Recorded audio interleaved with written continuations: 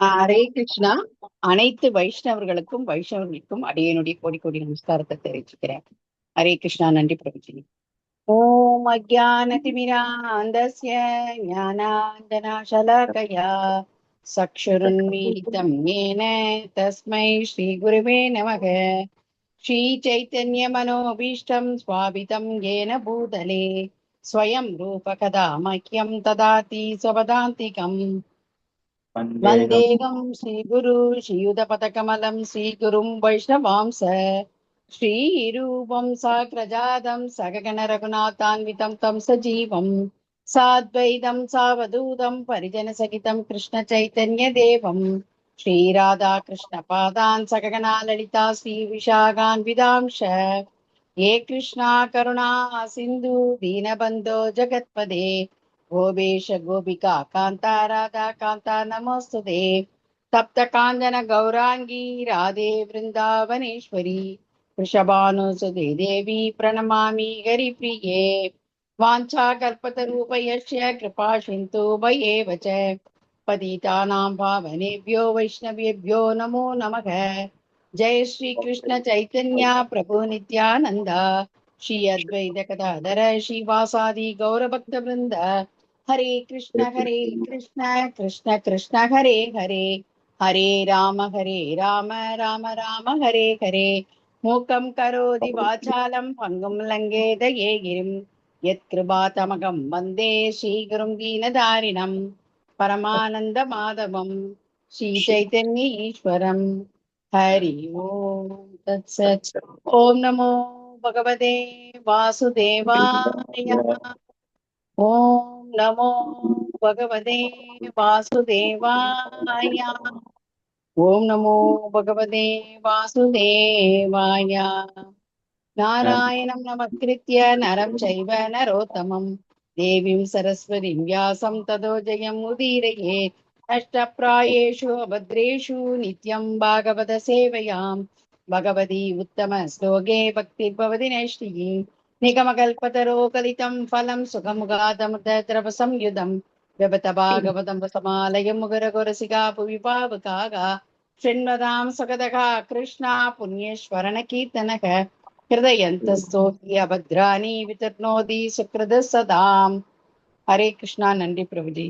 हरे हरे कृष्णा. कृष्ण। सर्वशास्त्राब्धिपीयूषा सर्ववेदैकषत्फला सर्वसिद्धान्तरत्नाद्या सर्वलोकैकदृक्प्रता सर्वभागवतप्राणा श्रीमद्भागवत प्रभो कलिद्वन्द्वोदिदादित्या श्रीकृष्ण परिवर्तिता परमानन्दपाताय प्रेमवर्षि अक्षरायते शर्वाद सर्वसेव्याय श्रीकृष्णाय नमोऽस्तु मे मत् एकबन्धो मत्सङ्गिन् मद्गुरु मन्महादना मन्निष्ठारका मद्भाग्या मत् आनन्ता नमोऽस्तु ते असाधु साधुथादायिन् अतीनो चाताकराः नामुञ्च कदाचिन्मां प्रेम्ण हृत्कन्तयो स्फुरा हरे कृष्ण कृष्ण कृष्ण हरे हरे हरे राम राम राम हरे हरे।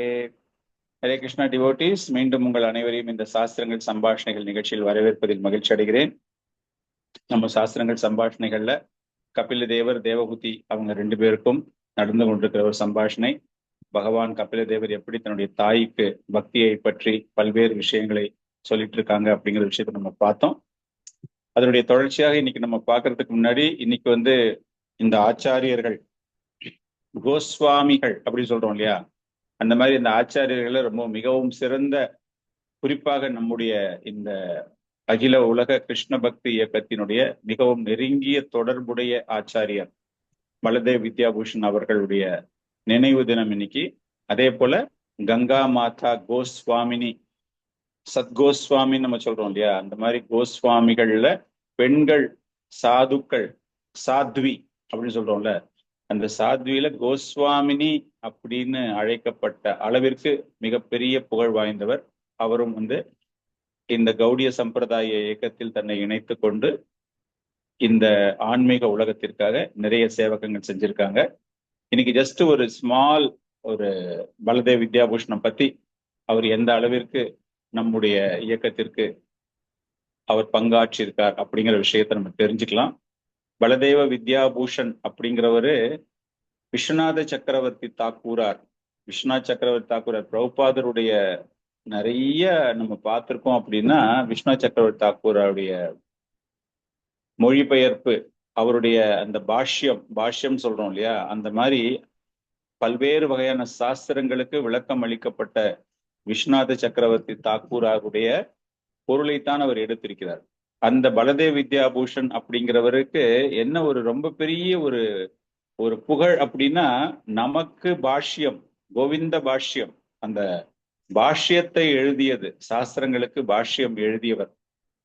ரொம்பவும் சின்ன வயசுல இருந்து ரொம்பவும் உயர்ந்த ஆன்மீக கல்வி அறிவு பெற்றவர் பலதேவ் வித்யாபூஷன். அவருடைய சிம்பிளிசிட்டி எப்படிப்பட்ட சிம்பிளிசிட்டி அப்படின்னா, அவரை பற்றிய விஷயங்கள், அவர் பிறந்த தேதி முதல் கொண்டு எதுவுமே தெரியாத அளவிற்கு அவ்வளவு தன்னை தாழ்மையான ஒரு நிலையில் பாவித்து கொண்டு அவர் இருந்ததுதான் ரொம்ப பெரிய விஷயம். அதனால அவரை பத்தின நிறைய விவரங்கள் நமக்கு தெரியாம போயிடுச்சு. அவருடைய early days of his birth and all அது ரெக்கார்ட்ல எங்கேயுமே மென்ஷன் ஆகவே இல்லை. அவர் பிறந்த இடம் ரெமுனா அப்படின்னு நம்ம பார்த்திருக்கோம் இல்லையா, ஒரிஸ்ஸா, புவனேஸ்வர் போற ஒரிஸ்ஸா மாநிலத்துல இந்த புவனேஸ்வருக்கு முன்னாடி ரெமுனா அப்படிங்கிற இடத்துலதான் அவர் பிறந்திருப்பாரு அப்படிங்கிற ஒரு விஷயம்.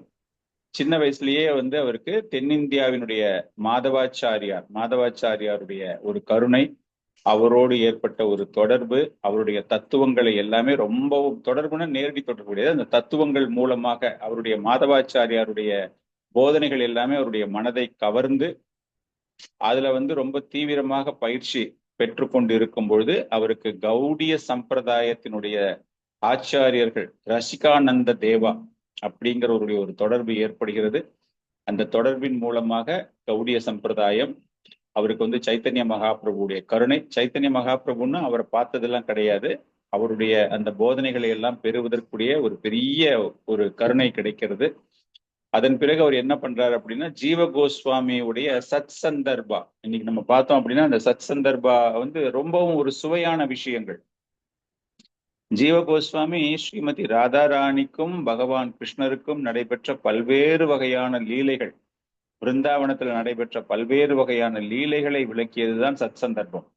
சோ அந்த சத் சந்தர்ப்பத்துக்கு அவர் அதுக்கு பாஷ்யம் எழுதுறாரு. அந்த சத் சந்தர்ப்பத்துக்கு விளக்க உரை. அந்த மாதிரி தன்னை ஆன்மீகத்தில் ரொம்பவும் அதிக அளவு ஈடுபடுத்தி கொண்டிருந்த அவருக்கு அந்த நேரத்துல விஸ்வநாத் சக்கரவர்த்தி தாக்கூராருடைய ஒரு கருணை கிடைக்கிறது, அவருடைய ஒரு தொடர்பு ஏற்படுகிறது. இவ்வளவு சின்ன வயசுலயே இந்த அளவிற்கு ஆன்மீகத்துல ரொம்பவும் உயர்ந்து இருக்கிறாரே அப்படின்னு விஸ்வநாத் சக்கரவர்த்தி தாக்கூராருக்கு ரொம்பவும் பெருமையாக இருக்கிறது. அந்த நேரத்துல ஸ்ரீ சம்பிரதாயத்தை சார்ந்தவர்கள் அவங்க என்ன பண்றாங்க அப்படின்னா, கௌடிய வைஷ்ணவ சம்பிரதாயத்துக்கு ஒரு பாஷ்யம் கிடையாது. பாஷ்யம் என்றால் வேத சாஸ்திரங்களுக்கு விளக்க உரை. இப்ப நம்ம வேதங்களை அப்படி டைரக்டா சமஸ்கிருதத்துல படிச்சிடறோம் இல்லையா, அதற்கான ஒரு விளக்கம், அதனுடைய அர்த்தம் என்ன, நம்ம ரியலைசேஷன் நம்ம சொல்றோம் இல்லையா, அந்த மாதிரி அந்த ஆச்சாரியர்கள் உங்களுடைய சம்பிரதாயத்திற்கு என்று நீங்கள் என்ன வச்சுக்கிட்டு இருக்கீங்க, உங்ககிட்ட ஒண்ணுமே கிடையாது, அதனால நீங்க ஸ்ரீமதி ராதாராணியையும் ராதாகிருஷ்ண வழிபாடு நீங்க செய்யக்கூடாது, ராதா மதன் மோகன் அந்த ஒரு வழிபாட்டு முறையை நீங்க செய்யக்கூடாது, காரணம் ஸ்ரீ சம்பிரதாயத்துக்கு பாஷ்யமே கிடையாது அப்படின்னு அவங்க என்ன பண்றாங்கன்னா, அந்த நேரத்தில் ஜெய்ப்பூரில் மன்னனாக இருக்கக்கூடிய அவரிடம் கட்டளை இடுகிறார்கள். சதாச்சரி ராஜா அவர் தான் அப்ப அந்த நேரத்துல மன்னராக இருக்கிறார். அந்த மன்னர் யார் அப்படின்னா, கௌடிய சம்பிரதாயத்தில் தீட்சை பெற்றவர். தீட்சை என்றால் நம்மள மாதிரி இனிஷியேஷன் கிடையாது, அந்த ஆச்சாரியர்களை பின்பற்றக்கூடியவர், கௌடிய சம்பிரதாயத்தின் மீது அதிகமான அளவு நாட்டம் உடையவர். அவர் என்ன பண்றாரு, இந்த மாதிரி ஸ்ரீ சம்பிரதாயத்துக்காரங்க தகராறு பண்றாங்க அப்படின்னு ரகசியமான ஒரு செய்தியை அவர் என்ன பண்றாருன்னா, விஸ்வநாத் சக்கரவர்த்தி தாக்கூரார் அப்போ பிருந்தாவனத்துல இருக்கார், இவர் ஜெய்ப்பூர்ல இருக்கார். பிருந்தாவனத்துல இருக்கக்கூடிய விஸ்வநாத் சக்கரவர்த்தி தாக்கூராருக்கு அந்த விஷயம் தெரிஞ்ச உடனே அவரு ரொம்ப வயசாய போயாச்சு. அப்போ விஸ்வநாத் சக்கரவர்த்தி தாக்கூர் அங்கிருந்து அவரால் ஜெய்ப்பூர் ஸ்ரீ சம்பிரதாயத்தில் உள்ள ஆச்சாரியர்களை எல்லாம் பார்த்து அவங்களுக்கு விளக்கத்தை தர முடியுமா அப்படிங்கிற ஒரு பெரிய சந்தேகம். அவருடைய உடல் நலம் அவருக்கு ஒத்துழைக்கவில்லை. அந்த நேரத்துல என்ன பண்றாருன்னா, விஸ்வநாத் சக்கரவர்த்தி தாக்கூரார் இந்த ரொம்ப சின்ன பையனான இருந்த இந்த பலதேவன், அப்ப அவருடைய பேர் பலதேவன், அந்த பலதேவரை அனுப்புகிறார். அதுக்கு முன்னாடியே அவர் என்ன பண்றாருன்னா அந்த அச்சிந்திய பேத அபேத தத்துவம், மகாபிரபுவுடைய அச்சிந்திய பேத அபேத தத்துவத்தை முழுமையாக விளக்கம் அளித்திருக்கிறார். யாருக்கு? பலதேவுக்கு விளக்கம் அளிக்கப்பட்டிருக்கிறது விஷ்ணு சக்கரவர்த்தி மூலமாக. அதனால அவருக்கு வந்து ரொம்பவும் அதிக அளவில் ஒரு ஆற்றல், ஒரு ஒரு ஒரு என்ன சொல்றது, அந்த அறிவு ஞானம் எல்லாமே இருக்கு சாஸ்திரங்கள்ல.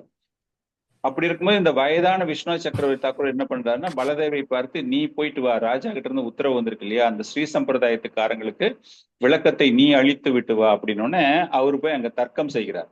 என்ன தர்க்கம் செய்கிறார் என்றால் இந்த சந்தர்ப்பங்களை பற்றி, சந்தர்ப்பாஸ்.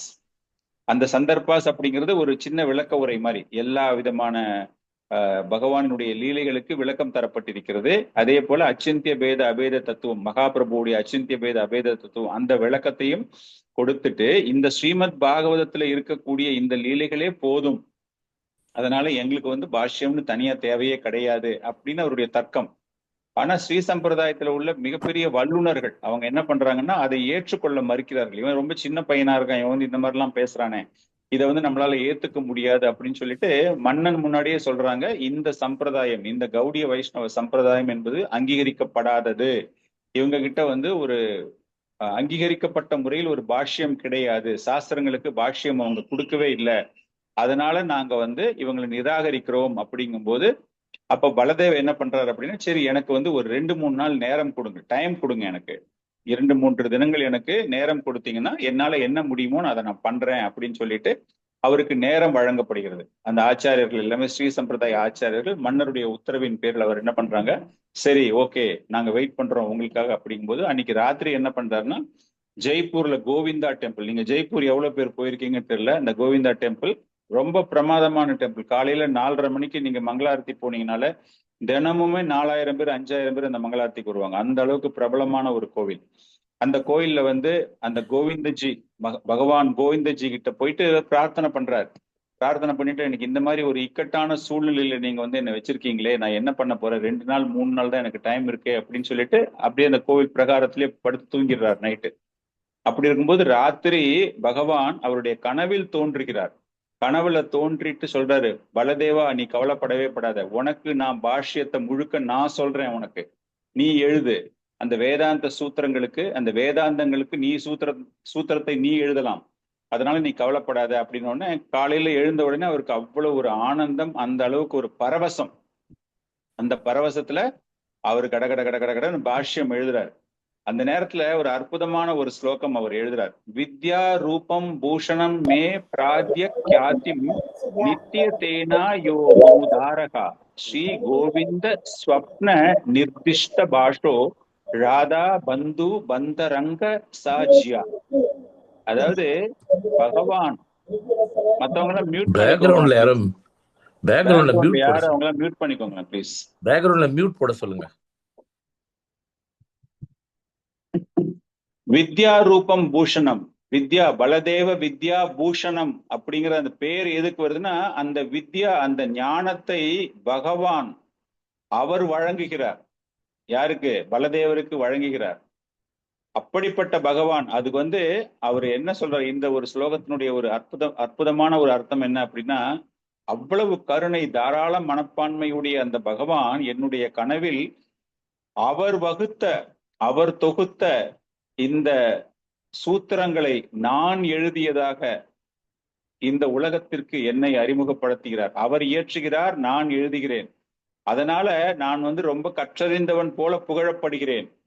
அப்படிப்பட்ட அந்த பகவானினுடைய கருணையினால் நான் வித்யாபூஷன் என்று அழைக்கப்படுகிறேன், பலதேவ் வித்யாபூஷன். பலதேவ் பேர் வந்து பலதேவ் வித்யாபூஷன் ஏன் வருது அப்படின்னா, பூஷணம் மீன்ஸ் கம்ப்ளீட்லி என்லைட்டன்ட், வித்யா ஞானம். அந்த அளவிற்கு அவருக்கு ஞானத்துல வந்து பிரகாசமாக அந்த சூத்திரங்களை எழுதியதால அவருக்கு வந்து அந்த ஒரு பெயர் கிடைக்கிறது. இந்த பகவான் யாரு அப்படின்னா, ஸ்ரீமதி ராதாராணி தன் உயிரை காட்டிலும் பிரியமாக கருதும் பகவானை வணங்குபவர். இவர் இந்த ஸ்லோகத்தின் மூலமாக பகவானை குளோரிஃபை பண்றார் வித்யாபூஷன். அப்படிப்பட்ட பகவானினுடைய கருணையினால் இன்னைக்கு நான் வந்து இந்த பாஷ்யத்தை கொடுத்திருக்கிறேன் அப்படிங்கிறார். அந்த பாஷ்யத்தை வாங்கி படிச்சு பார்த்த உடனே அந்த ஸ்ரீ சம்பிரதாயத்தை ஆச்சாரியர்கள்லாம் அந்த அளவுக்கு அவ்வளவு அவங்களுக்கு ஒரு சந்தோஷமாக, இந்த சின்ன வயசுல இவ்வளவு பிரமாதமாக பண்ணியிருக்காரு அப்படின்னு. சோ நம்முடைய இயக்கம், இந்த கௌடிய வைஷ்ணவ சம்பிரதாயத்தினுடைய இயக்கத்துக்கு வந்து ஒரு பாஷ்யம் அப்படின்னா கோவிந்த பாஷ்யம். இது பகவானே எழுதினதால தான் அதுக்கு கோவிந்த பாஷ்யம்.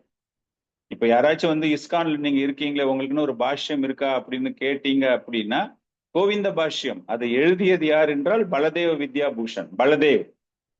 அவர் எழுதின அந்த கோவிந்த பாஷ்யம் தான் நம்ம இன்னைக்கு கௌடிய சம்பிரதாயத்துல வந்து நம்ம வந்து அதை பேஸ் பண்ணி தான் எல்லா ஆச்சாரியர்களுமே பின்னாடி பல்வேறு வகையான வர்ணனைகள் எல்லாமே கொடுக்குறாங்க. சோ அப்படிப்பட்ட பலதேவருடைய நினைவு நாள் இன்னைக்கு. நம்மளுடைய சம்பிரதாயம் வந்து ஒரு சாதாரணமான ஒரு சம்பிரதாயம் கிடையாது.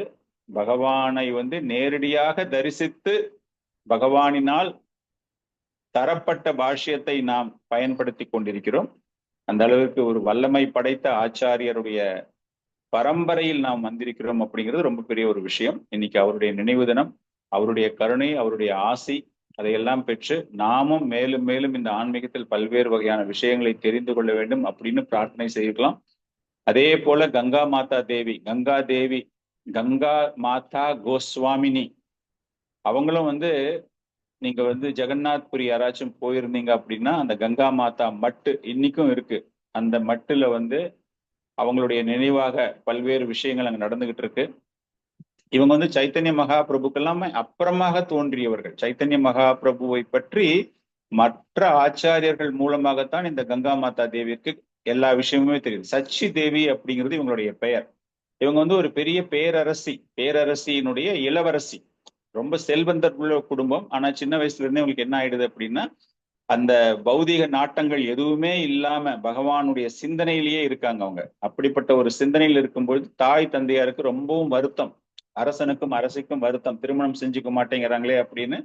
அவங்களுக்கு உயிர் போன பிறகு அரசாட்சியை ஏற்றுக்கொள்ளாமல் அதை வந்து தன்னுடைய உறவினரிடம் கொடுத்து விட்டு விருந்தாவனத்துக்கு வந்துடுறாங்க.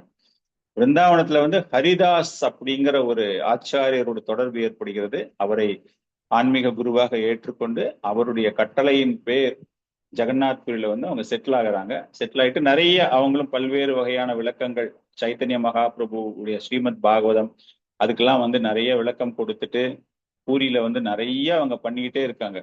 அப்படி இருக்கும்போது அவங்களுக்கு மனசுல ஒரு சின்ன ஆசை என்னன்னா, நான் கங்கை நதியில் சென்று நீராட வேண்டும் அப்படிங்கிற ஒரு ஆசை. ஒரு புத்த பூர்ணிமான்னு சொல்றோம் இல்லையா, பௌர்ணமி, ஒரு பூர்ணிமா தினத்தன்று நான் கங்கையில் சென்று நீராட வேண்டும் அப்படின்னு அவங்க மனசுல வந்து அவ்வளவு ஆசை. இருந்தாலும் வந்து என்னுடைய ஆன்மீக குரு ஹரிதாஸ் அவர்கள், நீ பூரியை விட்டு வெளியே போகக்கூடாது, பூரியில வந்து நீ நித்தியம் பாகவத சேவையா நீ பண்ணணும் அப்படின்னு ஒரு கட்டளை கொடுத்ததால அவங்க என்ன பண்றாங்க அப்படின்னா அதை விட்டு போகாம நினைச்சுக்கிட்டே இருக்கும்போது அன்னைக்கு ராத்திரி பகவான் கனவில் தோன்றுகிறார். யாரு? ஜெகநாதர், சாக்ஷாத் ஜெகநாதர் கனவுல தோன்றாரு. நீங்க வந்து நீங்க பாத்தீங்கன்னா ஸ்வேத கங்கா அப்படின்னு சொல்லிட்டு ஒரு சின்ன நதி ஒண்ணு இருக்கும், ஸ்வேத கங்கா. அந்த ஸ்வேத கங்கா இந்த கங்கா மாதாவிற்காக உருவாக்கப்பட்ட ஒரு நதி. அந்த ஸ்வேத கங்கால வந்துட்டு சொல்றாரு பகவான், நான் கங்கை நீரை உனக்காக இங்க எடுத்து வருகிறேன், நீ இந்த இடத்துல வந்து நீ குளிக்கலாம், நீ வா அப்படின்னு ஒண்ணு. அந்த இடத்துல அந்த மாதாஜி வந்து குளிச்சுக்கிட்டு இருக்கும்போது அந்த ஜெகநாதர் கோயிலை சுத்தி ஒரே சத்தம் கேட்டுக்கிட்டே இருக்கு. காவலர்களுக்கு எல்லாம் வந்து ஏதோ டவுட், யாரோ வந்து கோயிலுக்குள்ள போயிட்டாங்க, திருடறதுக்கு போயிட்டாங்கன்னு சொல்லிட்டு உடனே என்ன பண்றாங்கன்னா அந்த ராஜா கிட்ட போய் சொல்றாங்க. முகுந்த தேவராஜ் அப்படிங்கிறவட்ட போய் கம்ப்ளைண்ட் பண்றாங்க. கோவிலை சுத்தி ஒரே சத்தமா கேட்டுட்டு இருக்கு, யாரோ கொள்ளடிக்கிறதுக்காக உள்ள வந்திருக்காங்க, நீங்க உடனே வந்து பாருங்க அப்படின்னு சொல்லிட்டு அவங்க வந்து கதவெல்லாம் திறந்து உள்ள பார்த்தா வெறும் இந்த கங்கா மாதா மாத்திரம் அங்க குளிச்சுக்கிட்டு இருக்காங்க. அந்த சச்சி தேவி மாத்திரம் அங்க குளிச்சுக்கிட்டு இருக்காங்க. குளிச்சிருந்துன்னா அவருக்கு சந்தேகம் வந்துடுது, இவங்க ஏதோ திருட்டு தொழில் பண்றதுக்காக இங்க வந்திருக்காங்க அப்படின்னு சொல்லிட்டு உடனே என்ன பண்றாங்கன்னா அவங்களை கைது பண்ணி சிறையில் அடைக்கும் போது அன்னைக்கு ராத்திரி கனவுல வந்து ஜெகநாதர் கடுமையான தண்டனை தருகிறார் ராஜாவிற்கு. இது என்னுடைய மிகப்பெரிய ஒரு பக்தை, இந்த பக்தைக்காக நானே செய்தது, நானே உருவாக்கியது கங்கை நீரை நான் இங்கு வரவழைத்திருக்கிறேன். ஸ்வேத கங்கால நீங்க போய் குளிச்சிங்க அப்படின்னா கங்கையில குளிச்சதுக்கு சமம். அந்த ஸ்வேத கங்கா பகவான் ஜெகநாதரால் இந்த கங்கா மாதா கோஸ்வாமினிக்காக உருவாக்கப்பட்டது.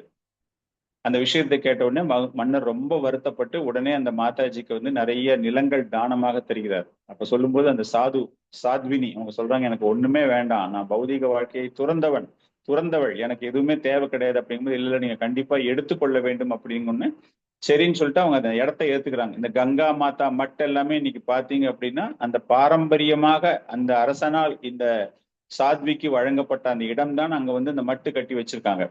அப்படி இருக்கும்போது அவங்க ஒரு சின்ன விண்ணப்பம் கொடுக்குறாங்க. எனக்கு வந்து தினமும் நான் வந்து பகவானை பூஜிக்க வேண்டும் அப்படிங்கிறதுக்காக எனக்கு வந்து ஒரு பெரிய அண்டா நிறைய பிரசாதமும், அண்டா நிறைய எனக்கு வந்து காய்கறிகளும், ஒரு சின்ன துணி, அதாவது பகவானுக்கு ஆஃபர் பண்றதுக்கு ஒரு துணி, பிளஸ் 160 காசுகள், 160 பைசா, லெஸ் தென் ₹1.60 160 பைசாக்கள் எனக்கு வந்து தினமும் வர வேண்டும். அங்கு வர்ற வைஷ்ணவர்களுக்கு நான் வந்து போஜனம் கொடுக்கணும். அவங்களுக்கு வந்து நான் நித்தியமாக பாகவத சேவை நான் செய்யணும். பகவானுக்கு வந்துட்டு நான் ஆஃபர் பண்ணும்போது அவருக்கு வஸ்திர தானமும் நான் செய்ய வேண்டும். அதற்காக நான் கேட்கிறேன் அப்படின்னு ஒண்ணு அந்த ராஜா உடனே ஒரு சாசனம் எழுதி கொடுக்கிறார். இந்த நாளிலிருந்து தினமும் கங்கா மாதா மட்டிற்கு, அதாவது நீங்க இருக்கிற அந்த இடத்துக்கு இந்த பிரசாதம் அரசு சார்பில் உங்களுக்கு வழங்கப்படும் அப்படின்னு சொல்லிட்டு ஒரு சாசனம் எழுதி கொடுக்குறாரு. அது வந்து இன்னைக்கும் நீங்க வந்து ஜெகநாத்புரிக்கு போனீங்கன்னா, கங்கா மாதா மட்டுக்கு போனீங்க அப்படின்னா இன்னைக்கும் அது வந்துகிட்டு இருக்கு அந்த சாசனத்துல எழுதின மாதிரி. சோ இந்த கங்கா மாதா சச்சிதேவி அப்படிங்கிற அந்த கங்கா மாதா கோஸ்வாமினி பகவானுக்காக ஸ்ரீமத் பாகவதத்தில் உள்ள பல்வேறு வகையான லீலைகள், பகவான் கிருஷ்ணருடைய லீலைகளை மக்களுக்காக வழங்கி அவங்க எல்லாரையுமே வந்து ஒரு ஆன்மீகத்துல மிகவும் சிறப்பாக, சைத்தன்ய மகாபிரபு எப்படி ஜெகநாத்புரியில வந்து பகவான் கிருஷ்ணருக்காக பல்வேறு வகையான லீலைகளை செய்தாரோ அது போல இந்த கோஸ்வாமினி அவர்களும் அவருடைய வழியில் வந்து பகவானை பற்றிய ஒரு ஞானத்தை மக்களுக்கு வழங்கியவர்.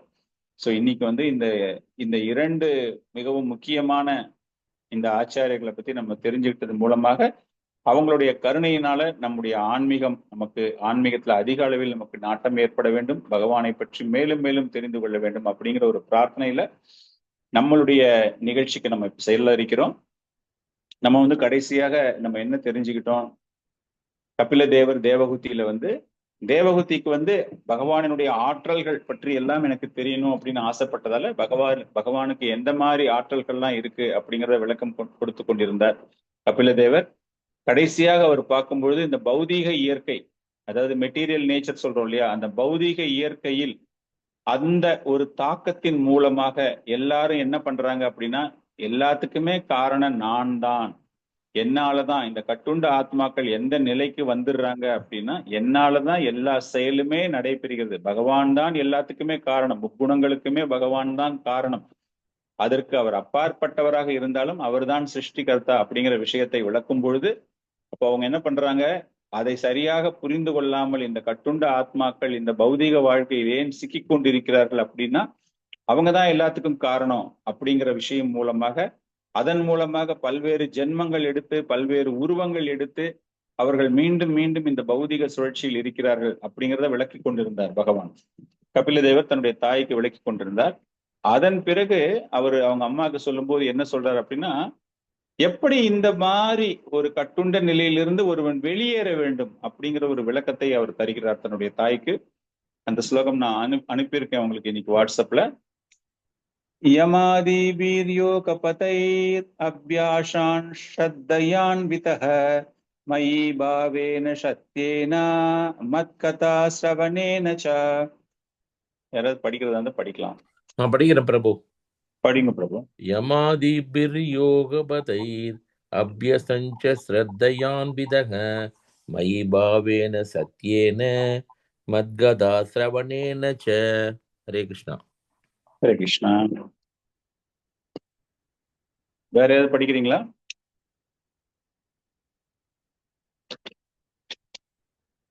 Okay, thank you. இதுல பகவான், அதாவது கபில தேவர் தன்னுடைய தாய்க்கு எப்படி இந்த கட்டுண்ட நிலையில் இந்த பௌதிக தாக்கங்கள், மாயா சக்தியை பத்தி நம்ம பார்க்கணும் இல்லையா, பகவானினுடைய அந்தரங்க சக்தி மாயா, அந்த சக்தி அது இந்த முக்குணங்களுடைய தாக்கம், அதன் மூலமாக ஒரு கட்டுண்ட நிலைக்கு ஒருவன் தள்ளப்படுகிறான் அப்படிங்கிற விஷயத்தை பார்த்தோம். அதைத்தான் இங்கு பகவான் கூறுகிறார். அப்படிப்பட்ட நிலையிலிருந்து ஒருவன் வெளியே எப்படி வர வேண்டும் அப்படின்னா அதற்குத்தான் இந்த ஸ்லோகத்தை தன்னுடைய தாய்க்கு கூறுகிறார். யமாதீபிர் யோகபதை, அதாவது யோக பயிற்சி செய்வதின் மூலமாக நம்பிக்கையோடு தன்னுடைய இந்திரியங்களை கட்டுப்பாட்டிற்குள் எடுத்து வருபவன் அவன் எந்த நிலைக்கு வருகிறான் என்றால், எந்த விதமான எதிர்பார்ப்பும் இல்லாமல் பக்தி சேவகம் செய்யக்கூடிய நிலைக்கு அவன் வந்து என்னை பற்றி ஸ்மரணித்து என்னை பற்றி கேட்கக்கூடிய நிலைக்கு அவன் வருகிறான். திரும்ப திரும்ப நம்ம நிறைய இடங்கள்ல நிறைய ஆச்சாரியர்கள் கூறக்கூடிய ஒரே கருத்து தான் இங்கேயுமே. இதை நம்ம எப்படி பார்க்கணும் அப்படின்னா, தேவஹூதி பகவானிடம் கேட்ட கேள்வி, பௌதீக வாழ்க்கையில் சிக்குண்ட நான் எப்படி வெளியேறுவது அப்படின்னு. அந்த நேரத்துல அவங்களுக்கு இந்த விளக்கம் எல்லாம் தெரியவே தெரியாது. இந்த பக்தின்னா என்ன தெரியாது, கட்டுண்ட ஆத்மா, இந்திரியங்கள், இந்திரிய சுகம், சாது சங்கமம், அதெல்லாம் அவங்களுக்கு ஒண்ணுமே தெரியாது. நம்ம இன்னைக்கு நிறைய கிளாஸஸ் அட்டன் பண்றோம், நிறைய புத்தகங்கள் படிக்கிறோம், ஸ்கிரிப்சர்ஸ் நமக்கு படிக்கிறோம். அப்படிங்கறதால என்னது கபிலதேவர் சாதாரணமா சொல்லியிருக்காரு அப்படிங்கிற மாதிரி நம்ம மனசுல தோன்றலாம். ஆனால் கபிலதேவர் எப்படி கூறுகிறார் என்றால், ஒன்றுமே தெரியாத தேவஹூதி கேட்ட கேள்விகளுக்கு அவர் பதிலை அளித்துக் கொண்டிருக்கிறார். அப்படி பார்க்கும்போது அவர் இந்த இடத்துல என்ன சொல்றாருன்னா, முதலில் நம்பிக்கை வர வேண்டும். அந்த நம்பிக்கை மூலமாக யோக பயிற்சியில் ஈடுபடும் போது உங்களுடைய இந்திரிய சுகங்களை நீங்கள் உங்களுடைய கட்டுப்பாட்டிற்குள் எடுத்து வரும் பொழுது, சோ 3 ஃபேக்டர் சொல்றாரு. முதல்ல நம்பிக்கை, அதுக்கப்புறமா யோக பயிற்சி, அதற்கப்புறமா உங்களுடைய இந்திரியங்களை கட்டுப்பாட்டிற்குள் எடுத்து வர வேண்டும்.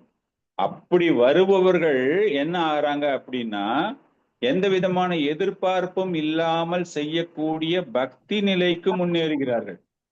அப்படின்னா அந்த பக்தி நிலைக்கு ஒருவன் முன்னேற வேண்டும் என்றால் அடிப்படையாக என்ன தேவை என்றால் இந்திரியத்தை கட்டுப்படுத்தக்கூடிய ஒரு ஆற்றல். அந்த ஆற்றல் எப்படி வருகிறது என்றால் யோக பயிற்சி. அந்த யோக பயிற்சி எப்படி வருகிறது என்றால் நம்பிக்கை மூலமாக. அப்படி வரும்பொழுது, அந்த பக்தியில் வரும்போது என்னையே நினைத்துக் கொண்டிருப்பவர்கள், என்னை ஸ்மரணித்துக் கொண்டிருப்பவர்கள், பகவானுடைய புகழை பாடிக்கொண்டிருப்பவர்கள், பகவானை பற்றி கேட்டுக்கொண்டிருப்பவர்கள். சோ இந்த மாதிரி வந்தா தான் அவங்களால, இதுக்கு முன்னாடி நம்ம பார்த்தோம் இல்லையா, அந்த முக்குணங்களுடைய தாக்கம். மெயினா பாத்தீங்க அப்படின்னா, கபிலதேவர் நிறைய பேசுறது அஷ்டாங்க யோக பயிற்சியை பற்றி தான் அதிகமான அளவு அவர் பேசுகிறார். அஷ்டாங்க அந்த யோக பயிற்சியை பற்றி தான் தன்னுடைய தாய்க்கு பின்னாடி டிவோஷனல் சர்வீஸை பத்தி பேச போறாரு, அடுத்த சாப்டர்ல பேச போறாரு.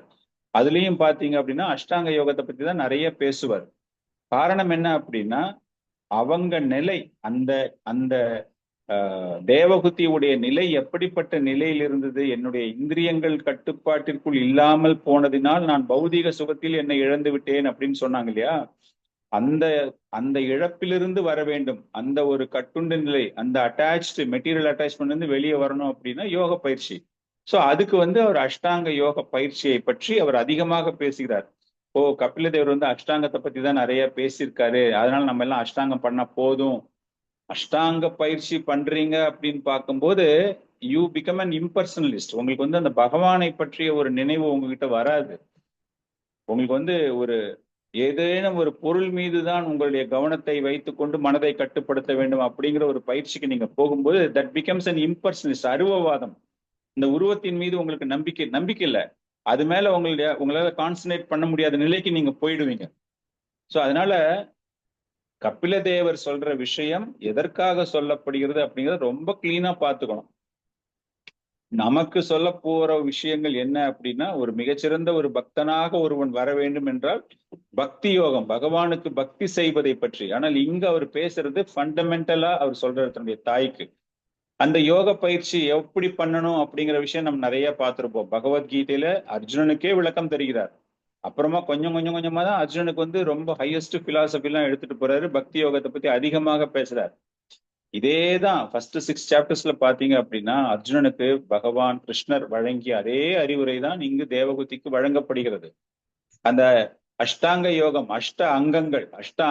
அங்கம் மீன்ஸ் பார்ட் இல்லையா, அந்த 8 வகையான பகுதிகள், டிஃப்ரெண்ட் ஸ்டேஜஸ் சொல்றோம்ல, அந்த டிஃப்ரெண்ட் ஸ்டேஜஸ் பார்க்கும்போது யமா, நியமா, ஆசனா, பிராணாயாமா, பிரத்யாகாரா, தாரணா, தியானா, சமாதி, நீங்க எப்படி உட்காரணும், எந்தெந்த செய்கள், டூஸ் அண்ட் டோன்ட்ஸ் அப்படின்னு சொல்லுவோம் இல்லையா, நம்ம செய்யக்கூடியது என்ன, செய்யாமல் இருக்குவது என்ன, எப்படி அமர வேண்டும், எப்படி பயிற்சி செய்ய வேண்டும், எப்படி மூச்சு பயிற்சி செய்ய வேண்டும். காரணம் என்ன அப்படின்னா, நீங்க மனசை கட்டுப்பாட்டுக்குள்ள எடுத்துட்டு வர போறீங்க. சோ நீங்க மூச்சு பயிற்சி எப்படி செய்ய வேண்டும், அதை தொடர்ந்து நீங்கள் எப்படி பயிற்சி செய்ய வேண்டும், எப்படி அதன் பிறகு நீங்கள் தியானத்திற்கு வருவீர்கள், அதன் பிறகு நீங்கள் எப்படி சமாதி நிலையை அடைவீர்கள், உங்களை யாருமே டிஸ்டர்பே பண்ண முடியாத லெவலுக்கு நீங்க எப்படி வருவீங்க. சோ இது எல்லாமே எப்படின்னா, அந்த பக்தி மீது உங்களுக்கு நம்பிக்கை வர வேண்டும்.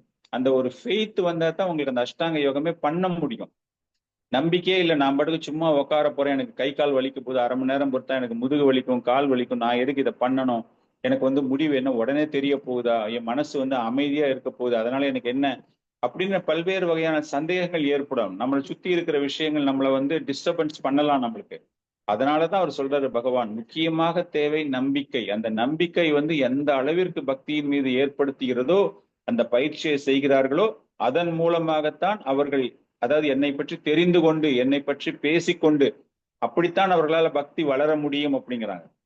அந்த லெவலுக்கு வந்த உடனே ஃபர்தரா எக்ஸ்பிளைன் பண்றாரு தன்னுடைய தாய்க்கு. அந்த மாதிரி ஒரு நிலைக்கு வரும்பொழுது அவங்க என்ன பண்றாங்க அப்படின்னா, எல்லாரையுமே சரி நோக்கோடு பார்க்கக்கூடிய பக்குவத்தை அடைகிறார்கள். யார் மீதையும் ஒரு எதிரி, இவன் எனக்கு வேண்டியவன், இவன் எனக்கு வேண்டாதவன். நம்ம வந்து இன்னைக்கு எவ்வளவோ பக்தி பிராக்டிஸ் பண்றோம், இருந்தாலும் நம்ம மனசுல வந்து அந்த எனிமிட்டி அப்படிங்கிறது ரொம்ப இருக்குல்ல. பக்தர்களுடைய மத்தியிலேயே அந்த எனிமிட்டி இருக்கு நமக்கு. இந்த பக்தர் சரியா பண்றது இல்ல, அந்த பக்தர் சரியா பண்றது இல்ல, நம்ம சொந்தக்காரங்க உறவினர்களுடைய நமக்கு நிறைய சண்டைகள் இருக்கு நமக்கு. அதுதான் சொல்றாரு, இந்த மாதிரி பயிற்சி நல்லா பண்ணும் பொழுது, அந்த நம்பிக்கையோடு பண்ணும்பொழுது அவர்களுக்கு என்ன கிடைக்கிறது என்றால், அனைவரையும் சரிநோக்கோடு பார்க்கக்கூடிய ஒரு விஷயங்கள் கிடைக்கின்றன. அது தவிர பிரம்மச்சரியத்தை எப்படி கடைபிடிக்க வேண்டும் அப்படிங்கிற ஒரு முக்கியத்துவத்தையும் தன்னுடைய தாய்க்கு எடுத்துரைக்கிறார். பிரம்மச்சரியம் இங்க அப்படின்னா வெறும் இந்திரிய சுகம் மாத்திரம் கிடையாது, வெறும் ஒரு உடலுறவு மாத்திரம் கிடையாது. நமக்கு தேவையற்ற விஷயங்கள், அத்தியாவசிய பொருட்கள் மீது நமக்கு நாட்டம் இருக்கக்கூடாது அப்படிங்கிற விஷயத்தையும் தன்னுடைய தாய்க்கு எடுத்து குறைத்து, அதன் பிறகு அதை பத்தி பேசும்போது நமக்கு கிடைக்கக்கூடிய வருவாயினை எப்படி நாம் பயன்படுத்த வேண்டும். நம்முடைய இன்கம் நம்மளுக்கு வந்து எவ்வளவு வருதோ அதற்கு ஏற்றாற் போல நம்முடைய பாவனை மாற வேண்டும். இதை பேஸ் பண்ணி தான் நம்ம பின்னாடி பார்த்தாங்க அப்படின்னா, ரூப கோஸ்வாமி அவர்கள்லாம் நிறைய விளக்கங்கள் தந்தது வந்து இங்க கபிலதேவர் கூறிய இந்த போதனை தான். கபிலதேவர் தன்னுடைய தாய்க்கு கொடுத்த போதனை. தாய் வந்து வேலைக்கெல்லாம் போல, காலையில எழுந்தினா ஆபீஸ்க்கு போனோம், எனக்கு இவ்வளவு மாசம் சம்பளம் வரப்போகுது, அதெல்லாம் இல்லை. அந்த தாய்க்கு என்ன சொல்ல வர்றாரு அப்படின்னா, எது அத்தியாவசியமான தேவையோ அதில் மீது மட்டும்தான் கவனம் செலுத்த வேண்டும். அதிகபட்சமான ஒரு ஆசை உங்களுக்கு வளரக்கூடாது. அது போல ஒருவனுக்கு வருவாய், ஒரு பக்தனுக்கு வருவாய், பக்தியில் ஒருவன் வந்து நல்ல முன்னேற வேண்டும் அப்படின்னா அவனுடைய அத்தியாவசிய தேவைகளுக்காக மட்டுமே அவன் உழைக்க வேண்டும். அதுல வந்து எழுதும் போது பாத்தீங்கன்னா 50%, அந்த 50% வந்து பகவானுடைய சேவகத்திற்காக நாம் அதை செலவிட வேண்டும் அப்படிங்கிறாங்க. நமக்கு என்ன கிடைக்குதோ, நம்ம அந்த காலத்துல எல்லாம் பாத்தீங்க அப்படின்னா ஒரு விவசாயி அதுல வந்து எவ்வளோ நெல்லு கிடைக்குதோ அந்த கணக்கெல்லாம் நமக்கு தெரியவே தெரியாது. அவன் வந்து ஒரு 10 மூட்டை 20 மூட்டைன்னு சொல்லிட்டு அங்க இருக்கிற கோயிலுக்கு வந்து அதை முதல்ல தானமா கொடுத்துருவான். இது பகவானுடைய கருணையினாலதான் எங்களுக்கு இந்த விவசாயமே நடைபெறுகிறது அப்படின்னு. சோ அதைத்தான் ஆச்சாரியர்கள் எழுதும்போது 50%, உங்களுக்கு வந்து ஒரு 100 ரூபாய்க்கு ஒரு இன்கம் ஒண்ணு வருது அப்படின்னா 50 ரூபாய் பகவானுக்காக நீங்கள் செலவு செய்ய வேண்டும். 25 ரூபாய் உங்களுடைய பராமரிப்புக்காக, 25 ரூபாய் மற்றவர்களுடைய செலவுக்காக, உங்களுடைய உறவினர்களுக்காக, அவங்களுக்காக நீங்க செலவு பண்ணணும் அப்படின்னு. சோ இதை பார்த்த உடனே நிறைய பேருக்கு பயம் வந்துடும். ஓ, இப்ப இஸ்கான்ல சேர்ந்தோம்னா நம்மளுடைய இன்கம் எல்லாமே வந்து கடவுளுக்கு கொடுத்துடணுமா? இதனுடைய புரிதல் என்னவென்றால், உங்களுடைய பராமரிப்பு செலவு போக மிச்சம் இருக்கக்கூடிய விஷயத்துல நீங்க வந்து இந்த மாதிரி டிஸ்ட்ரிபியூட் பண்ணணும். அந்த பராமரிப்பு அப்படிங்கிறது என்ன அப்படின்னா, உங்களுக்கு தேவையான அத்தியாவசியமான செலவுகளை மட்டுமே நீங்கள் செய்ய வேண்டும். அதை விட்டுட்டு எனக்கு வந்து ரொம்ப ஆடம்பரமாக இருக்கணும், எனக்கு ஒரு 5 ரூம் பங்களா வேணும், 4 ரூம் பங்களா வேணும், பெரிய வீடு வேணும், 2 கார் வேணும் அப்படின்னு அதற்காக நம்முடைய பணத்தை செலவு செய்யறது அப்படிங்கிறது தவறு. ஸோ இங்க வந்து எது தேவையோ அதில் மட்டுமே உன்னுடைய சந்தோஷத்தை நீ எடுத்துக்கொண்டு உன்னுடைய இந்திரியங்களை கட்டுப்படுத்தி கொண்டு, காரணம் என்னன்னா உங்களுக்கு என்ன தேவையோ அதுல நீங்க முழு கவனத்தை செலுத்தும் போது மற்ற விஷயங்களை உங்களால் உடனடியாக கட்டுப்பாட்டுக்குள் எடுத்து வர முடியும். ஓவர் ஆசை, ஓவர் கிரீடு, எனக்கு இது வேணும் அது வேணும் அந்த ஆசை வரும்போது அந்த இந்திரியத்தை கட்டுப்படுத்த முடியாமல் அவஸ்தைப்படுகிறார்கள். அதைத்தான் இங்கு பகவான் சொல்கிறார், நமக்கு என்ன தேவையோ அதுல மாத்திரமா நம்ம வந்து கண்டிப்பா வச்சுக்கிட்டோம் அப்படின்னா நமக்கு எந்த விதமான ஒரு பிரச்சனையும் இல்லாமல் நமக்கு பகவானை பற்றிய ஒரு சிந்தனை. சோ பாகவதம் நான் தெரிஞ்சுக்கணும் அப்படின்னா அந்த முயற்சி எப்படிப்பட்டவரான ஒரு முயற்சி இருக்க வேண்டும் அப்படிங்கிற விஷயத்தை பற்றி பகவான் இங்கு விளக்கமாக தன்னுடைய தாய்க்கு தருகிறார். அதன் பிறகு அதன் மூலமாக உங்களுடைய ஞானத்தை நீங்கள் வளர்த்து கொள்ள வேண்டும். உடம்ப வந்து கட்டுப்படுத்த வேண்டும். அஷ்டாங்க யோகம், மனக்கட்டுப்பாடு, உங்களுடைய வருவாய், அதற்கு ஏற்றாற் போல செலவு, அதெல்லாமே பண்ணிட்டு அதற்கப்புறமாக என்ன சொல்றாரு அப்படின்னா, you have to increase your knowledge. அந்த நாலேஜ் அப்படிங்கிறது என்ன அப்படின்னா, ஜட பொருளை பற்றிய ஒரு ஞானம், உங்களுடைய ஆத்மாவை பற்றிய ஞானம். அதை பத்தி நீங்க அதிகமாக அளவு தெரிந்து கொள்ள வேண்டுமே தவிர, உங்களுடைய உடல் மூலமாக உங்களை அடையாளப்படுத்திக் கொள்வதை தவிர்க்க வேண்டும் அப்படிங்கிறார். தன்னுடைய தாய்க்கு சொல்லும்போது அவர் என்ன சொல்றாரு அப்படின்னா, இந்த ஜடப்பொருள், இந்த ஜடம் என்பது முதல்லயே சொல்லிட்டாரு, இந்த ஜடமானது, இந்த பௌதீக வஸ்துக்கள், பௌதீகமானது, முக்குணங்களானது எப்படி வந்தது, யார் சிருஷ்டி பண்ணா அப்படிங்கிற விஷயம் எல்லாமே அவர் விளக்கப்பட்டிருக்கிறது தாய்க்கு. இப்ப வந்து அதெல்லாம் நீ அதை பத்தி ஃபுல்லா தெரிஞ்சுக்கிறது தான் உண்மையான ஒரு ஞானம் உனக்கு. அந்த ஞானம் உனக்கு கிடைத்த பிறகு, உன்னுடைய ஆத்மாவை பற்றி நீ தெரிந்து கொண்ட பிறகு, நீ உன்னை அடையாளப்படுத்திக் கொள்வது உன்னுடைய உடலோடு இல்லாமல் உன்னுடைய ஆத்மாவோடு உன்னை நீ அடையாளப்படுத்திக் கொள்ள வேண்டும். அப்படி இருக்கிறவங்களுக்கு என்ன ஆகும் என்றால், ஆன்மீக நிலைக்கு அவர்கள் வருகிறார்கள். அந்த பௌதீக உணர்வில் இருந்து வெளியேறி அவர்கள் ஆன்மீக நிலைக்கு வருகிறார்கள்.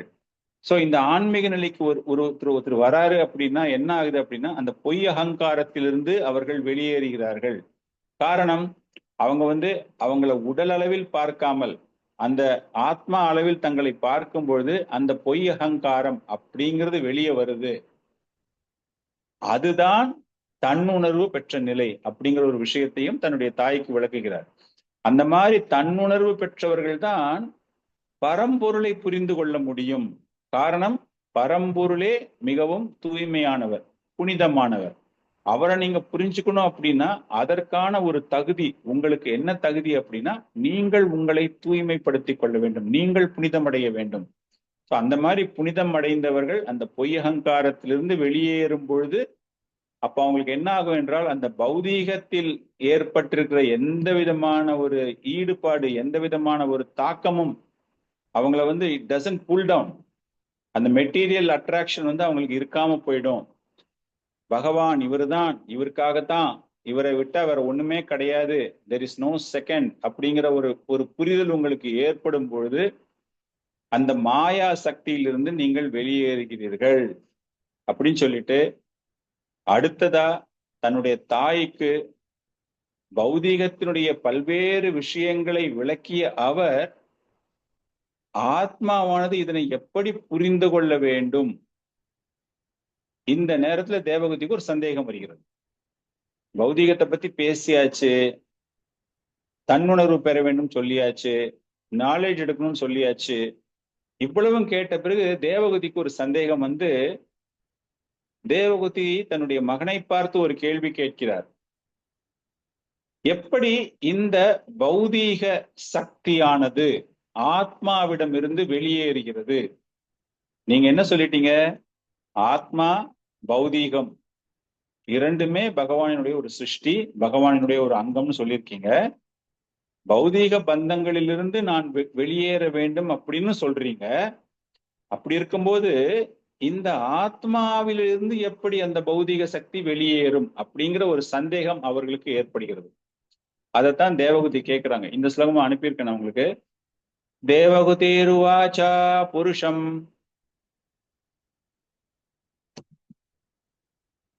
ஒரு நிமிஷம்.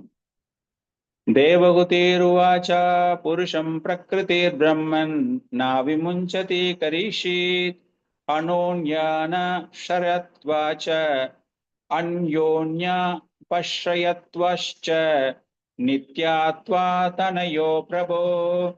தேவகூதிருவாச்சா புருஷம் பிரகிருதிர்பிரம்மன் ந விமுஞ்சதி கரிஷீத் அன்யோன்ய பஷ்யத்வஷ்ச நித்யாத்வா தனயோ பிரபோ. யாராவது படிக்கணும்னா படிக்கலாம். Hare Krishna, Prabhuji, pranams. Yes. Devahuderuvacha purusham prakrutir paraman na vimunchati karhichit anyonya pashavat vacha nityadvadhanayo prabho. Hare Krishna. Hare Krishna. देवहुरुवाच पुरुषं प्रकृति ब्रह्मन् देवी हरे कृष्ण प्रभुजी मुञ्चति पुरुषं प्रकृति ब्रह्मं न विमुञ्चति चेत् अन्योन्याभाषयत् वाच नित्यत्वादनयोः प्रभो। थैंक यू प्रभु। हरे कृष्ण। हरे कृष्ण प्रभु। देवहुतिर्वाच पुरुषं प्रकृतिर्ब्रह्मन् न विमुञ्चति कर्हचित् अन्योन्यापाश्रयत्वाश्च नित्यत्वादनयो प्रभोः। हरे कृष्ण। हरे कृष्ण प्रभु। प्रणाम प्रभु। देवहूतिर्वाच पुरुषं प्रकृतिर्ब्रह्मन् न विमुच्यति कर्हिषित् अन्योन्यापाश्रयत्वाच्च नित्यत्वादनयो प्रभो। हरे कृष्ण प्रभु। Thank you. Thank you, Madhu. Hare Krishna Prabhuji.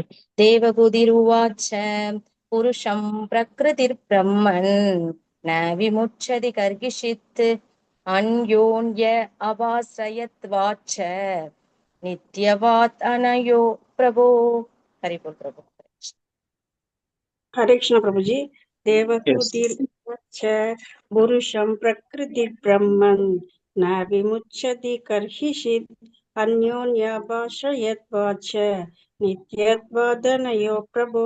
Thank you प्रभु हे जी। प्रभु देवहूति उवाच पुरुषं प्रकृति ब्रह्मन् तवी मुच्यति कच्छित् अन्योन्या पाश्रयत्वाच्च नित्यत्वादनयो प्रभो।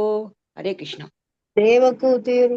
देवहूतिरुवाच पुरुषं प्रकृतिर्ब्रह्मन् न विमुञ्चति कर्हिषित् अन्योन्या अपाश्रयत्वाच्च नित्यत्वा अदनयो प्रभो। Thank you, Madhu.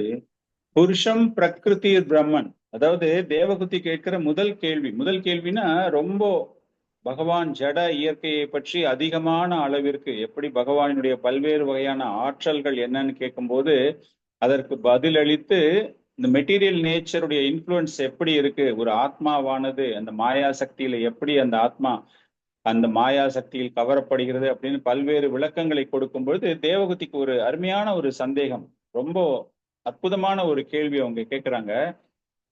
பகவானை பார்த்து பிராமணனே, பௌதீக இயற்கையை பத்தி இந்த அளவிற்கு நீங்க சொல்லியிருக்கீங்க, அந்த பௌதீக இயற்கையானது இந்த ஆத்மாவை வெளியேற்றுவதற்கு, இந்த இடத்துல வெளியேற்றுவது அப்படின்னா என்ன அர்த்தம் என்றால் இந்த டிட்டாச்மெண்ட், அந்த கட்டுண்ட நிலையிலிருந்து எப்படி அது விடுதலை செய்யும்? காரணம் பௌதீக இயற்கையும் இந்த ஆத்மாவும் நிரந்தரமாக ஒன்றோடு ஒன்று இணைந்தது. இதில் பிரிவு என்பது ஏற்பட எப்படி சாத்தியப்படும்? அதாவது அவங்க கேட்கிற கேள்வி என்ன அப்படின்னா, கட்டுண்ட நிலையில் ஒரு ஆத்மா பௌதிகத்தோட எப்பவுமே இருக்கு, பௌதிகத்தோட அடங்குனதுதான் அந்த மகத்தத்துவம் அப்படின்னு நம்ம பார்க்கும்பொழுது முக்குணங்கள், அந்த முக்குணங்கள் ஒவ்வொரு குணத்துக்கு ஏற்றாற் போல சத்துவ குணத்துல இருக்கும்போது அதனுடைய தாக்கம் நீங்கள் ஞானத்தை பெறுகிறீர்கள். அந்த மாதிரி ரஜோ அறியாமை, தமஸ்ல வரும்போது உங்களுக்கு அறியாமை, அந்த ரஜோ குணத்துல இருக்கும்போது ஆடம்பரம், அந்த மாதிரி அந்த குணங்களுக்கு ஏற்றாற் போல அந்த பௌதிக வாழ்க்கையில் உங்களுடைய நிலையானது மாறிக்கொண்டே இருக்கிறது. சோ இரண்டும் ஒன்றோடு ஒன்று இணைந்து இருக்கின்றன, நிரந்தரமாக எப்ப பார்த்தாலுமே எனிபடிஸ் அண்டர்ஸ்டாண்டிங் அந்த மாதிரி தான். அப்படி இருக்கும்போது how is it possible? So அவங்களுடைய ஒரு புரிதல்ல இந்த ஒரு கேள்வியை அவர்கள் கேட்கிறார்கள். இப்போ நம்ம எல்லாருக்குமே ஒரு ஆத்மா, ஒரு ஜடம், ஜடப்பொருள், ஆத்மா அப்படின்னு பார்க்கும்போது இரண்டுமே வேறுபட்டதாக தோன்றுகிறது. ஆனால் இரண்டுமே பிரிவது என்பது இயலாத ஒரு காரியமாக இருக்கிறது. இது ஒரு தத்துவவாதியினுடைய ஊகத்தின்படியோ அல்லது சாஸ்திரங்களை படித்தவர்களுடைய ஒரு புரிதலின் பேரிலோ நம்ம ஒண்ணு பார்க்கிறோம் அப்படின்னா இது ரெண்டுமே பிரியாத மாதிரி தான் இருக்கிறது. இதுக்கு என்ன காரணம் அப்படின்னு ஆச்சாரியர்கள் எழுதும்போது இதனுடைய புரிதல் ஏன் இப்படி வித்தியாசமாக நமக்கு தெரிகிறது அப்படின்னா, இரண்டுமே பகவானின் ஆற்றலின் எல்லைக்கு உட்பட்டவை இல்லையா? ஒரு ஆத்மா அப்படிங்கிறதே பகவானினுடைய ஒரு ஆற்றல். அதே போல இந்த பௌதீகம் ஜட பொருள் அப்படிங்கிறதுமே பகவானினுடைய ஒரு அந்தரங்க சக்தி, வெளிப்புற சக்தி, எக்ஸ்டர்னல் எனர்ஜி இல்லையா, பௌதிகள் மெட்டீரியல் நேச்சர். சோ இரண்டுமே பகவானினுடைய ஒரு ஆற்றலாக இருக்கும் பொழுது, இரண்டுமே ஒன்றோடு ஒன்று சேர்ந்து இருக்கும் பொழுது அது எப்படி பிரிய முடியும் அப்படிங்கிறது தான் அவங்களுடைய ஒரு கேள்வி. ரெண்டுமே பகவானுடைய எனர்ஜி, அப்ப எப்படி நீங்க பகவானுடைய எனர்ஜியை பிரிக்க முடியும் அப்படிங்கிற ஒரு விஷயத்தை தான் அவர் அங்க கேட்கிறார்கள். காரணம் என்ன அப்படின்னா, உடல் ஆத்மா இரண்டும் ஒன்றோடு ஒன்று இணைந்தால்தான் உங்களுக்கு உயிர் என்பது இருக்கிறது. கரெக்டா? அப்படின்னா அது ரெண்டுமே பிரிஞ்சிருக்கு, அப்ப ரெண்டுமே வெளியே போயிடுச்சு. உடலை பொறுத்த வரைக்கும் அது ஜட வஸ்து, ஜட பொருள். அதனுடைய காம்பினேஷன் என்ன அப்படின்னு பார்க்கும்போது அது ஒரு ஜடம் இல்லையா, ஜட பொருள். ஆத்மா அப்படிங்கிறது ஆன்மீகம். இது ரெண்டும் சேர்ந்தா தான் அங்க ஒரு செயல் ஏற்படுகிறது, நம்மளால அதை உணர முடிகிறது, நம்மால் அதை அனுபவிக்க முடிகிறது. இது ரெண்டுமே பிரிஞ்சிடுச்சு அப்படின்னா இட் பிகம்ஸ் அ வெற்றிடம், வாய்டிசம் சொல்றோம் இல்லையா, வெற்றிடம். இந்த புத்திஸ்ட் புத்த மத கொள்கைகள்லாம் பார்க்கும்போது நிர்வாணா, மாயாவாத பிலாசபி இல்லையா, அருவவாதிகளுடைய தத்துவம் என்றால் நிர்வாணா.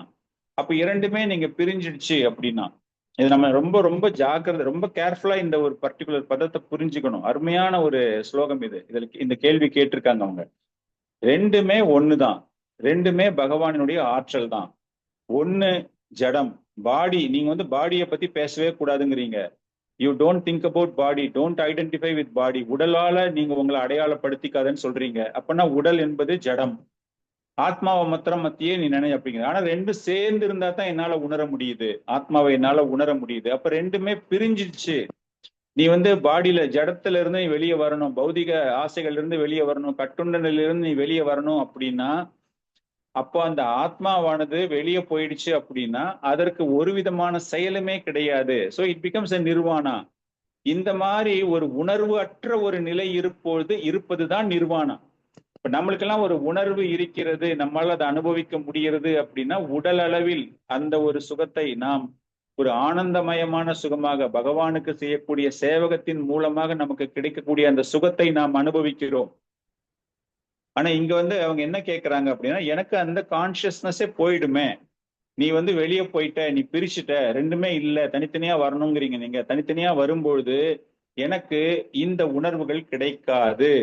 அப்படிங்கும்போது இட் பிகம்ஸ் அ நிர்வாணா அப்படிங்கிற அந்த ஒரு விளக்கத்தை ஆச்சாரியர்கள் தருகிறார்கள். சோ இங்க அதைத்தான் தேவகூதி கேள்வி கேட்கிறார்கள். சோ இதை ஃபர்தரா எக்ஸ்பிளைன் பண்ணும்போது ஆச்சாரியர்கள் பின்னாடி ஃபர்தரா இதை எப்படி எக்ஸ்பிளைன் பண்றாங்க அப்படின்னா, ஒரு நிலம், அந்த நிலத்திற்கு ஒரு வாசனை, அதே போல ஒரு நீருக்கு ஒரு சுவை. இது ரெண்டுமே இரண்டு பொருள்கள் சேர்ந்த போதுதான் அந்த நீரை பற்றி, நீருக்கு சுவையே இல்லாமல் ஒரு லிக்விட், ஒரு திரவத்தை நீங்க குடிக்கிறீங்க, அதுல ஒரு டேஸ்டுமே இல்லை, ஒண்ணுமே இல்லை அப்படின்னா அதை நீங்கள் நீர் என்று சொல்ல மாட்டீங்க இல்லையா. அதே போல நிலம், அந்த நிலத்திற்குன்னு ஒரு வாசனை, அது மேல மழை தண்ணி படும் போதோ இல்லை நீங்க தண்ணி ஊத்தும் போதோ, நல்ல சூடா இருக்கிற ஒரு நிலத்து மேல நீங்க தண்ணியை ஊத்தும் போது ஒரு வாசனை கிடைக்கிறது.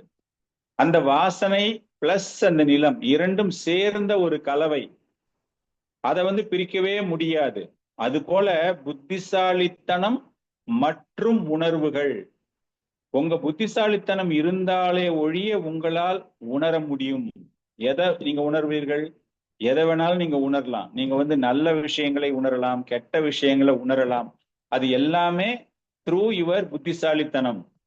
அதனால பௌதீகம் அப்படின்னு சொல்லும்போது இந்த இடத்துல வாசனை இல்லையா, அந்த வாசனை மாறிக்கொண்டே இருக்கிறது இல்ல. ஆன்மீக வாசனை அப்படின்னு சொல்லிட்டு நம்ம ஏதோ சொல்றோமா, இந்த வாசனை வந்தா இது ஆன்மீக வாசனை தான் அப்படின்னு நம்ம என்னைக்கோ சொல்லியிருப்போமா? இல்ல. ஊதுவத்தியை ஏசுறீங்க அப்படின்னா இட் இஸ் அ டிரான்ஸ்சென்டல் பிளிஸ்ஃபுல் அப்படி நம்ம சொல்லலாம். பட் மனம் என்பது ஜடம். காரணம் என்ன அப்படின்னா, அந்த மனம் என்பது எப்படி வேணாலும் வித்தியாசமான மனங்கள் கிடைக்கலாம். ஒரு பூ இருக்கு, 10 வகையான பூக்களை பார்க்கிறீர்கள், 10 வகையான பூவிலிருந்து வரக்கூடிய வாசனை, நறுமணம் டிஃப்ரெண்ட். சோ அது ஜடம். அந்த அரோமா இஸ் கால்டு ஜடம்.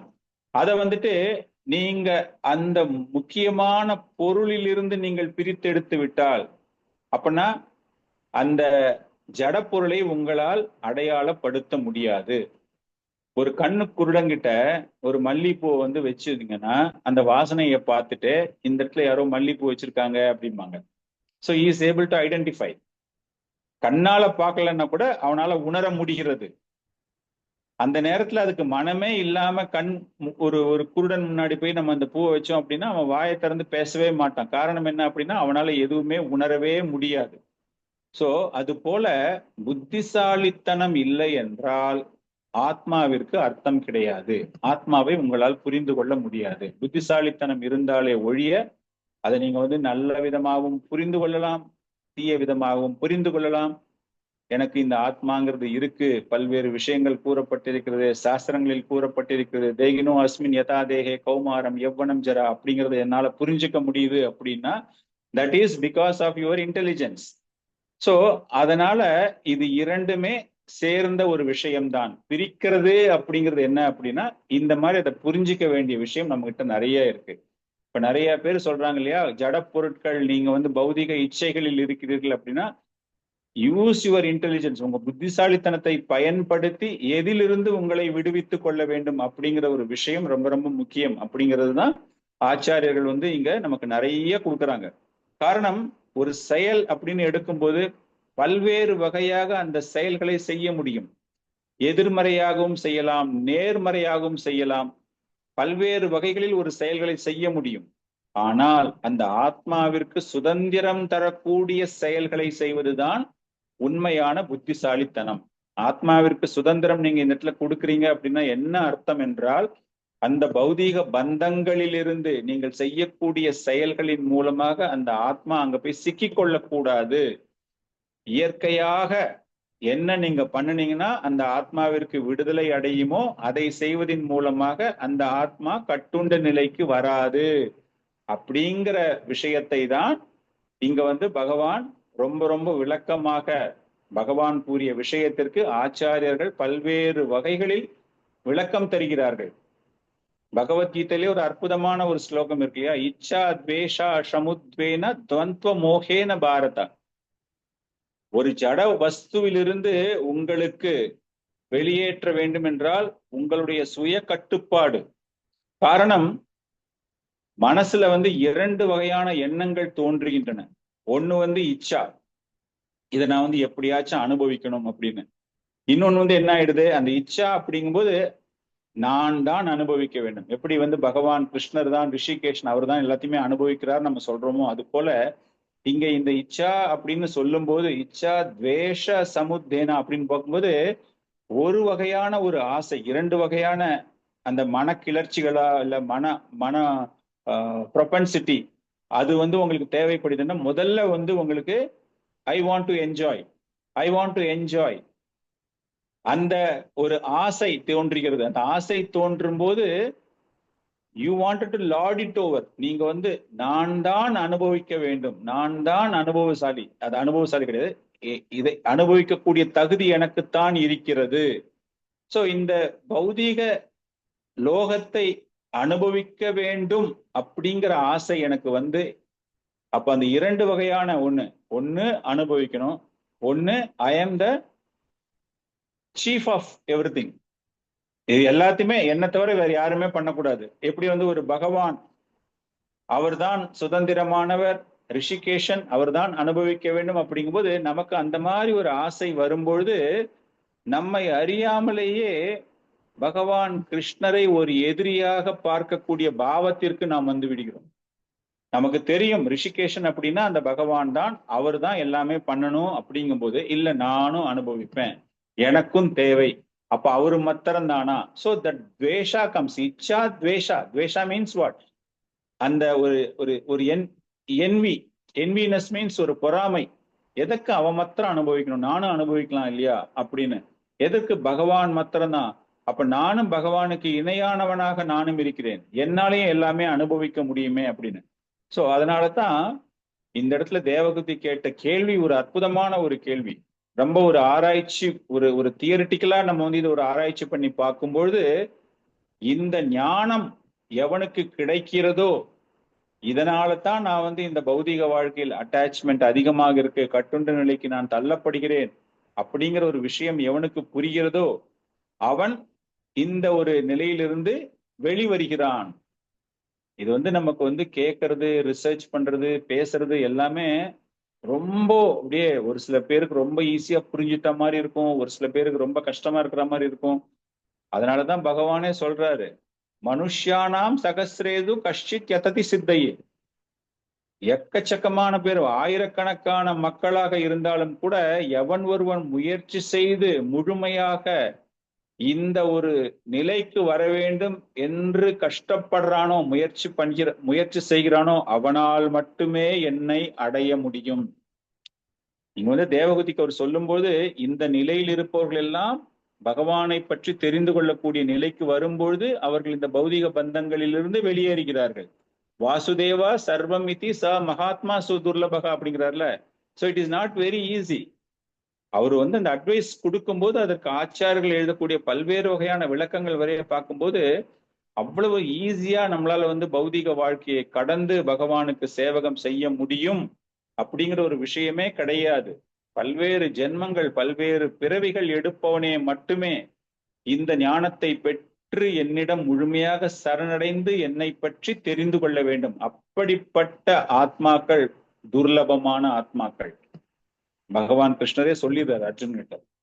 சோ அந்த மாதிரி ஒரு கஷ்டமான நிலை, இந்த ஒரு விளக்கம், இந்த கேள்விக்கு பல்வேறு வகையான கண்ணோட்டத்தில் ஆச்சாரியர்கள் கொடுத்த விளக்கம் தான் நம்ம பார்த்தோம். இப்போ இதற்கு பகவான் இப்போ பதிலளிக்க போகிறார். யாரு பதிலளிக்க போகிறார்? கபில தேவர் தன்னுடைய தாய்க்கு பதிலளிக்க போகிறார். தாய் கேட்ட கேள்வி, எப்படி, how is it possible for me? நீங்க மெட்டீரியல் நேச்சர், ஸ்பிரிட் ரெண்டுமே ஒண்ணு, combined together, eternally it is combined.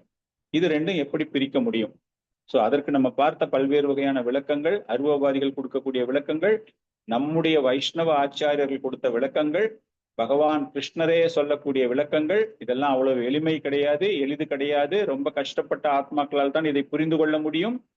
அப்படிங்கிற ஒரு சைடு அனெக்ஷர்ஸ் அண்டர்ஸ்டாண்டிங் ஆஃப் தேவகூதியுடைய கேள்விக்கு இந்த மாதிரிலாம் நம்ம திங்க் பண்ணலாம், இந்த மாதிரிலாம் விளக்கங்கள் தரப்பட்டிருக்கிறது அப்படிங்கிற விஷயத்த நம்ம பார்த்தோம். பகவான் இதற்கு என்ன பதில் சொல்ல போறாரு, தேவகூதி கேட்ட இந்த கேள்விக்கு கபிலதேவர் என்ன பதில் சொல்ல போறாரு அப்படிங்கறத நம்ம நெக்ஸ்ட் செஷன்ல பார்க்கலாம். ஹரே கிருஷ்ணா. இப்போ உங்களுக்கு ஏதாவது டவுட்ஸ், இது வரைக்கும் நடந்த ஏதாவது டவுட்ஸ் இருந்ததுன்னா we can clarify.